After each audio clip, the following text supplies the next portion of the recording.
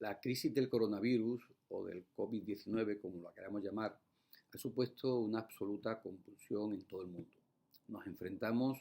ante una situación inimaginable hace unos meses y para la que nuestra sociedad y nuestros sistemas económico, social, político y jurídico probablemente no están preparados.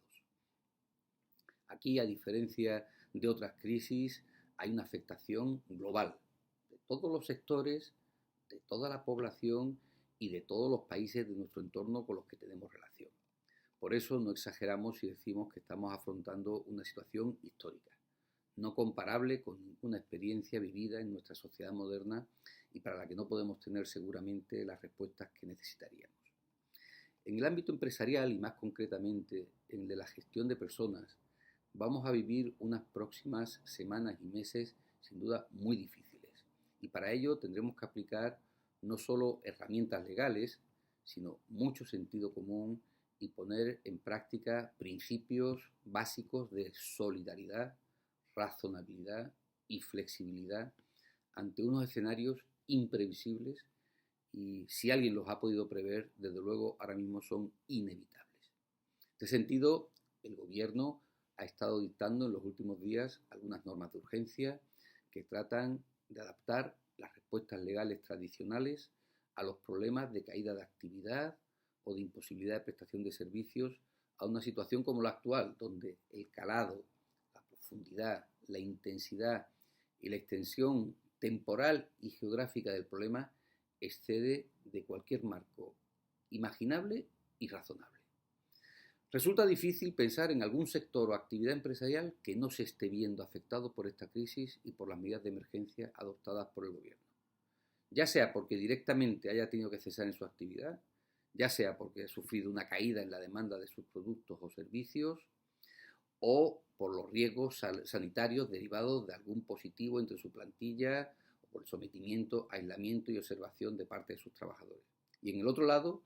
están sectores como la sanidad pública, el transporte o el comercio alimentario, que van a tener que asumir la presión y la responsabilidad y el sacrificio de dar respuesta a necesidades vitales de la comunidad que está viviendo en régimen de práctico aislamiento. Por eso es conveniente que entendamos las distintas situaciones que se pueden producir y las respuestas que hoy por hoy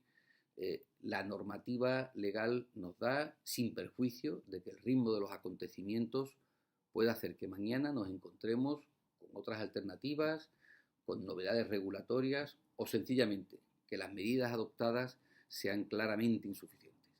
Así, si nos centramos en el Real Decreto Ley 8/2020 del pasado 17 de marzo, en el mismo se contienen una amplia serie de medidas urgentes y extraordinarias para hacer frente al impacto económico y social del COVID-19,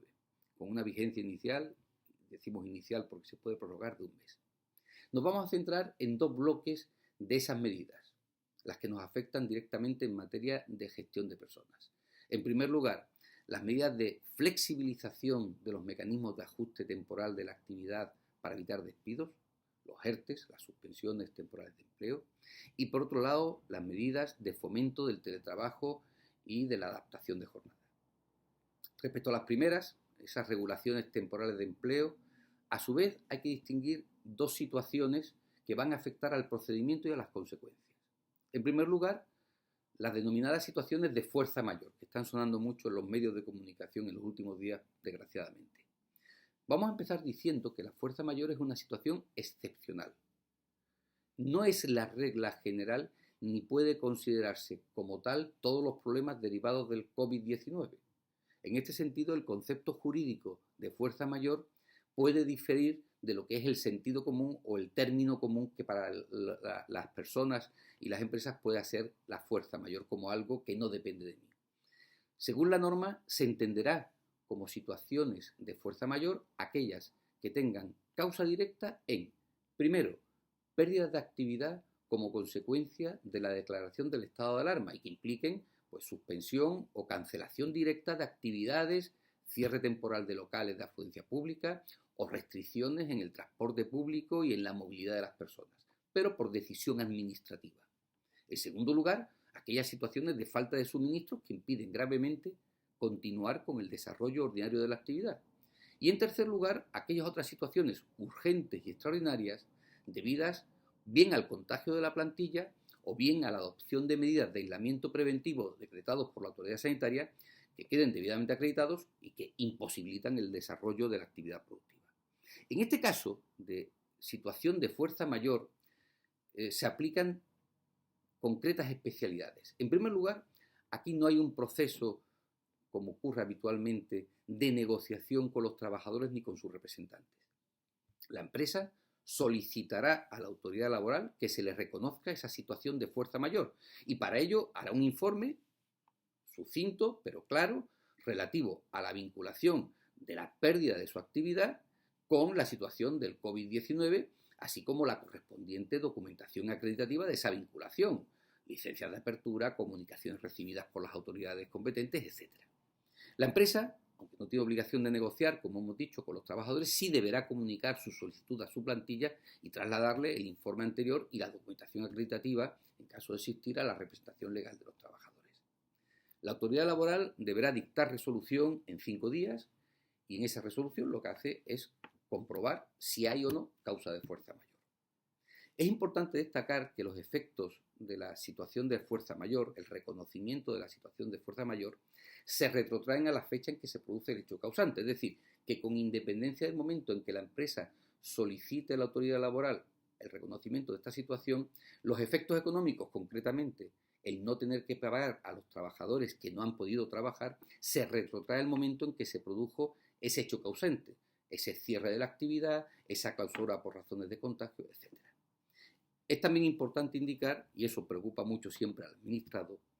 que en caso de silencio administrativo, ¿qué pasa si la administración en ese plazo de 5 días no me dice nada? Cosa que además no es descartable dado el previsible exceso de trabajo que pueda recaer en las administraciones públicas, concretamente la autoridad laboral. Pues bien, en este caso, si la administración no resuelve en ese plazo, cabe entender, conforme a las normas de derecho administrativo, que el silencio es positivo, es decir, que se admite la situación de fuerza mayor. Otra norma importante, otra previsión importante de este Real Decreto Ley 8/2020 es que para estos casos de ERTE de fuerza mayor se prevé la posibilidad de que las empresas puedan solicitar, hay que solicitarlo a la Tesorería General de la Seguridad Social, la exoneración del abono de la aportación empresarial, así como de las cuotas por concepto de recaudación conjunta de cotizaciones a la Seguridad Social, mientras dure el periodo de suspensión de contratos o reducción de jornadas autorizado. Concretamente, si la empresa a 29 de febrero de 2020 tuviera menos de 50 trabajadores, esa exoneración de cotizaciones a la Seguridad Social puede ser del 100%. Si la empresa, el 29 de febrero de 2020, tuviera 50 trabajadores o más en alta en la Seguridad Social, la exoneración de la obligación de cotizar alcanzará al 75% de la aportación empresarial. Es importante indicar que esta exoneración no solo queda circunscrita a los casos de fuerza mayor, sino que además necesita otro requisito más, y es el compromiso de la empresa de mantenimiento de empleo durante los 6 meses siguientes a la reanudación de la actividad. Es decir, que si la empresa se ha beneficiado de esta exoneración, deberá mantener su plantilla en los 6 meses siguientes a que se reanude la actividad. Pero insistimos, es importante tener en cuenta que no toda alteración productiva ocasionada por el coronavirus o por las medidas de emergencia del gobierno van a tener la consideración de fuerza mayor. Habrá que estar también a lo que la autoridad laboral vaya entendiendo en la aplicación y en la interpretación de esta norma. Pero para el resto de las situaciones, evidentemente, sí hay respuesta con medidas también de suspensión de contratos y de reducción de jornada. Será el procedimiento normal de suspensión de contratos de ERTE, que requiere, a diferencia de la fuerza mayor, una negociación con la representación de los trabajadores, pero que aquí también ha habido determinadas modificaciones tendentes a simplificar y agilizar la operativa. En este sentido, en primer lugar, si no hay representante de los trabajadores en la empresa, esa negociación se va a hacer o bien con los sindicatos más representativos sectoriales o bien con una comisión representativa designada por los propios trabajadores y que estará integrada por 3 trabajadores. Esta comisión representativa anteriormente se podía elegir en 15 días. Hoy tiene que ser elegida en 5 días y tendrá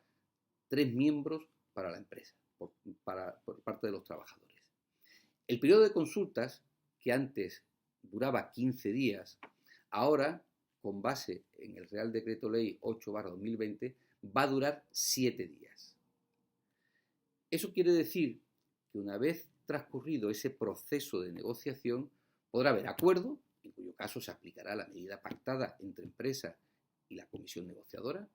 y si no hay acuerdo, pues evidentemente la empresa comunicará a la comisión negociadora, a los trabajadores y a la autoridad laboral cuál es la medida suspensiva o de reducción de jornada que va a aplicar. Si no se está de acuerdo, evidentemente quedarán abiertas las vías de reclamación judicial, pero la decisión empresarial es ejecutiva y su impugnación, en caso de que se produjera, no paraliza su aplicación. Es importante también destacar que en todos estos ERTEs, en todas estas regulaciones temporales de empleo, sean por fuerza mayor o por causas organizativas o productivas, con base en estas circunstancias extraordinarias del COVID-19, se va a reconocer el derecho a la prestación por desempleo a todos los trabajadores afectados, aunque no tengan periodo de cotización previa suficiente para devengar esa prestación. Es decir, como la empresa no va a pagar los salarios durante los periodos en que se esté en suspensión temporal de empleo o en reducción de jornada, el trabajador estará en situación legal de desempleo y podrá percibir la prestación pública de desempleo. Antes se exigía unos periodos de carencia, ahora para los trabajadores afectados por ERTE derivados de la crisis del COVID-19 no se va a exigir ese periodo de carencia previa, esa cotización previa, ni tampoco se va a computar esa prestación por desempleo que se reciba a futuras prestaciones, no va a descontarse de futuras prestaciones.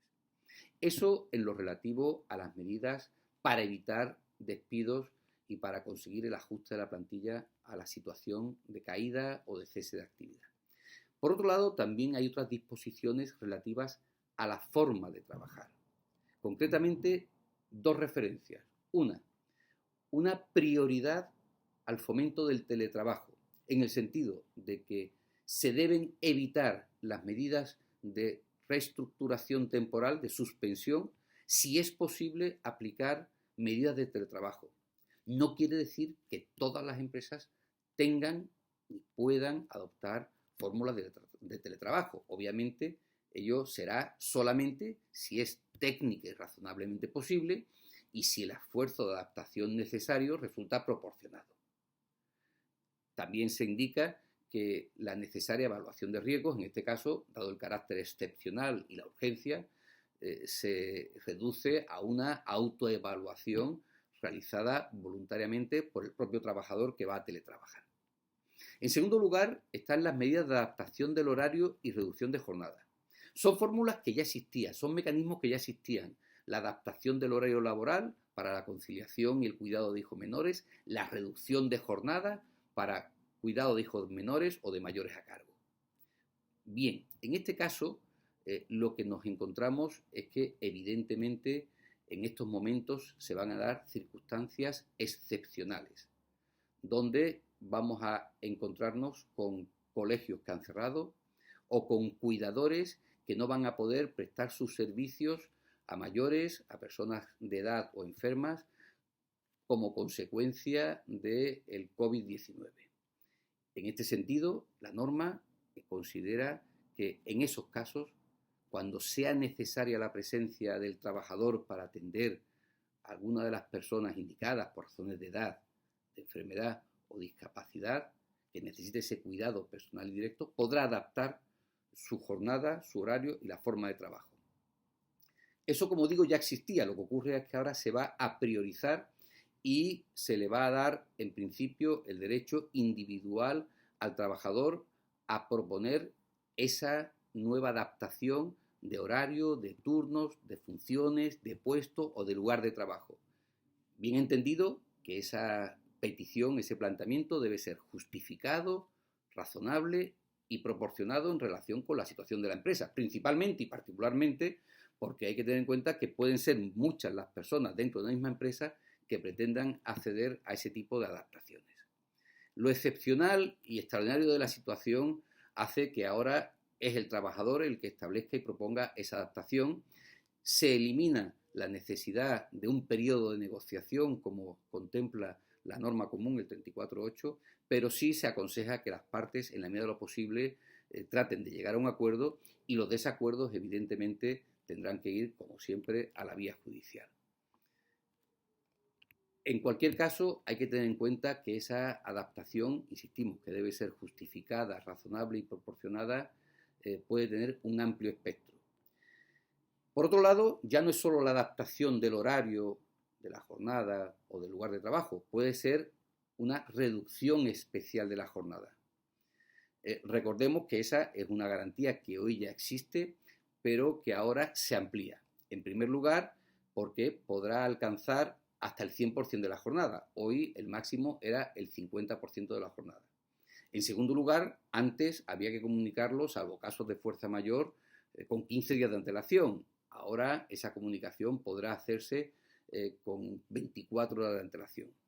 En el supuesto de cuidado directo de un familiar hasta el segundo grado de consanguinidad o afinidad, es decir, estamos hablando de hijos, nietos, padres, abuelos, hermanos,